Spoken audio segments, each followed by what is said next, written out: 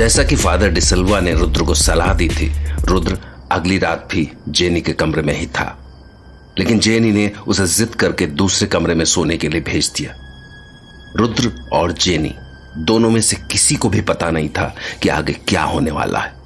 अगर उन्हें जरा भी अंदाजा होता तो वो ऐसी गलती हरगिज नहीं करते। और जैसे ही आधी रात बीती, जेनी के कमरे की खिड़की पर फिर से दस्तक हुई।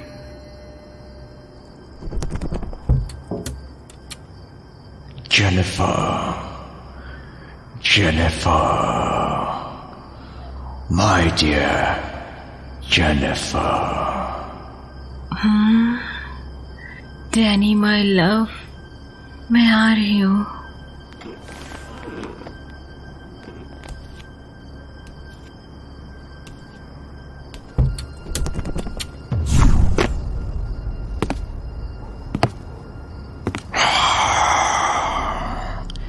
जेनिफर, मुझे ऐसा क्यों लग रहा है कि तुम मुझसे कुछ छिपा रही हो?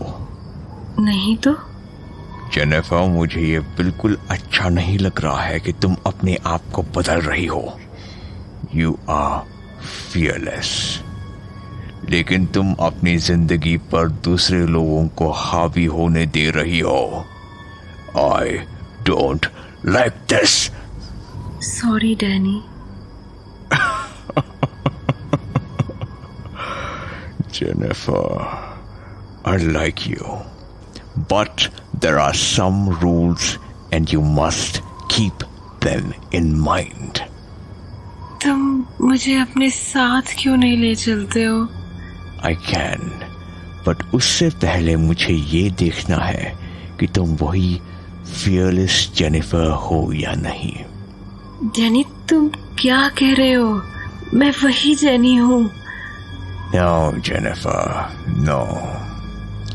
आज तुम्हारी आवाज में एक डर को महसूस कर पा रहा हूं और तुम्हारा blood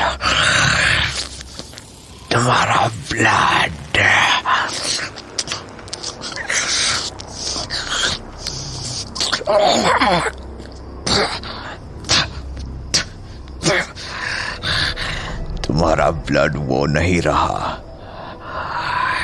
Jennifer, you are not the same. But Danny... No, Jennifer, you cannot enter my world. You are not the same. You are not fearless now. इसी वजह से मैं तुम में वो फियर महसूस कर पा रहा हूँ। Danny, my love, इसमें मेरी कोई गलती नहीं है। गलती तुम्हारी ही है। तुमने क्यों उन लोगों को अपनी लाइफ में एंट्री दी? क्यों उन्हें अपने ब्लड के साथ छेड़छाड़ करने दी? क्यों वो लोग तुम्हें फियरफुल बना रहे हैं? डैनी, मुझे सही में कुछ याद नहीं है कि ये सब कब और कैसे हुआ। इसीलिए मैं कह रहा हूं कि तुम मेरी दुनिया में आने लायक नहीं हो। डैनी, प्लीज मुझे एक चांस और दे दो। इस बार मैं उन्हें कुछ नहीं करने दूंगी।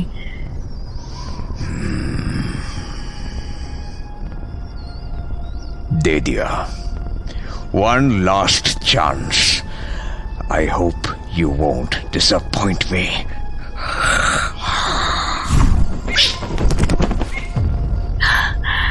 Thank you Danny. डैनी ने जेनिफर को एक तरह से अपना गुलाम बना लिया था। उसने जेनी को अपनी दुनिया में ले जाने के लिए एक शर्त रख दी कि उसका ब्लड पूरी तरह प्योर होना चाहिए। जेनी पिछले दिनों से दो तरह की जिंदगी जी रही थी। पहली जिसमें रुद्र, सौम्या और उसका परिवार था, और दूसरी जिसमें केवल और केवल डैनी और उसकी अंधेरी दुनिया थी। मगर अब लगने लगा था कि जेनी की असल जिंदगी पर डैनी और उसकी अंधेरी दुनिया भारी पड़ने लगी थी। अगली सुबह जब फादर जेनी के घर पहुंचे तो उन्हें यह देखकर ताज्जुब हुआ कि रुद्र दूसरे कमरे में सो रहा था। रुद्र, उठो, सुबह हो गई है।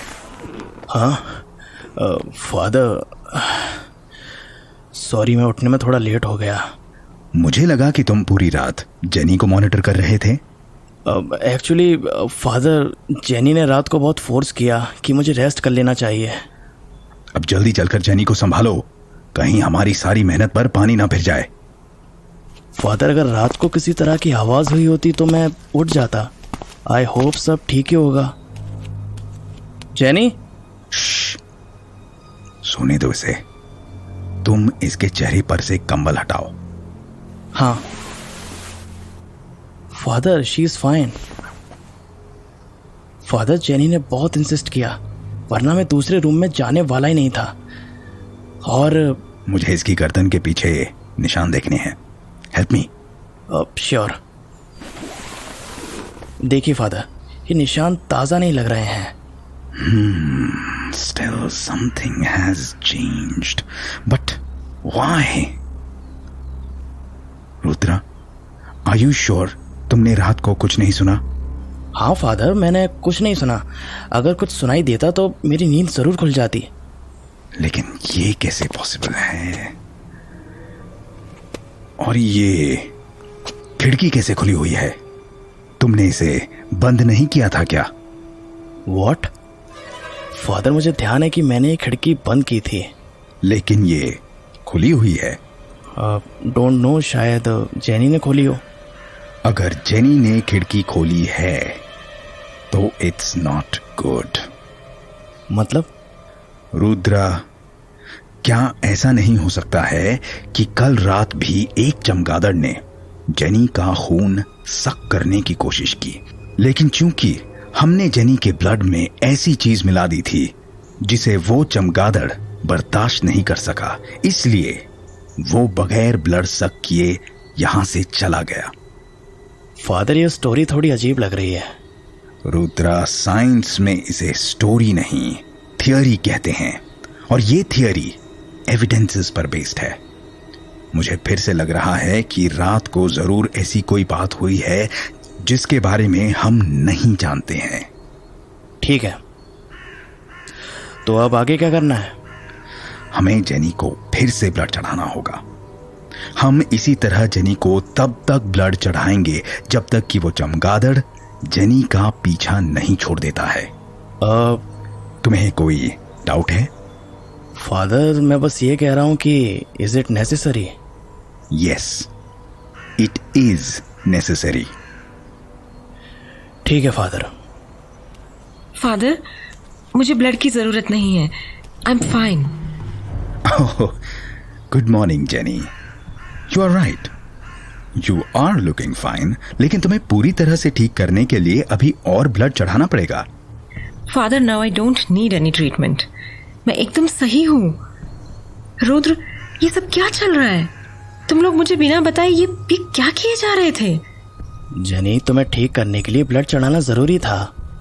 लेकिन अब मैं एकदम ठीक हूँ। और फादर, आप मेरे ब्लड में क्या मिला रहे हैं? मुझे अब आपसे कोई ट्रीटमेंट नहीं करवाना है। आप प्लीज चले जाइए। जेनी, कैसी बातें कर रही हो? You shut up Rudra. मुझे सब याद आ गया है। पिछली बार जब मुझे ब्लड चढ़ाया गया था तो मुझे कितना पेन हुआ था। फादर मेरा ट्रीटमेंट नहीं कर रहे हैं, मेरे साथ एक्सपेरिमेंट कर रहे हैं। मुझे अब कोई ट्रीटमेंट नहीं करवाना है। जेनी। रुद्रा, तुमने देखा, जेनी नॉर्मली इस तरह से बात नहीं करती है। फादर, अब आप ये क्या कहना चाह रहे हैं? मैं क्या कहना चाह रहा हूं, it is not important now. Important thing is कि अगर हम जेनी की सलामती चाहते हैं तो हमें जेनी को फिर से ब्लड चढ़ाना होगा। फादर, आप मेरी मर्जी के बगैर मुझे हाथ भी नहीं लगा सकते हैं। जेनी, तुम चुप रहो, मैं बात करता हूं ना। फादर, आप रहने दीजिए ना। वैसे भी जेनी आज रात अकेली थी, लेकिन उससे कुछ नहीं हुआ। रुद्रा, तुम्हें जेनी की हालत याद होगी, मरने वाली थी ये। फादर, उसका ट्रीटमेंट हो चुका है, 2 रातों से एकदम ठीक है। रुद्रा, तुम समझ नहीं रहे हो, ये चीज हमें बाद में भारी पड़ सकती है। फादर, आपके साथ कुछ प्रॉब्लम है। पता है, बचपन में मैंने आपसे ट्रीटमेंट लेना इसलिए बंद किया था क्योंकि आप ऐसी चीजों का ट्रीटमेंट शुरू कर देते हैं जो एग्जिस्ट ही नहीं करती हैं। अब आप मेरी बात ध्यान से सुनिए। मुझे किसी तरह का कोई ब्लड नहीं चढ़वाना है आपसे। Okay my daughter, as you wish. God bless you. Jenny, तुम्हें क्या हो गया है? ये किस तरह की बातें कर रही हो? फादर,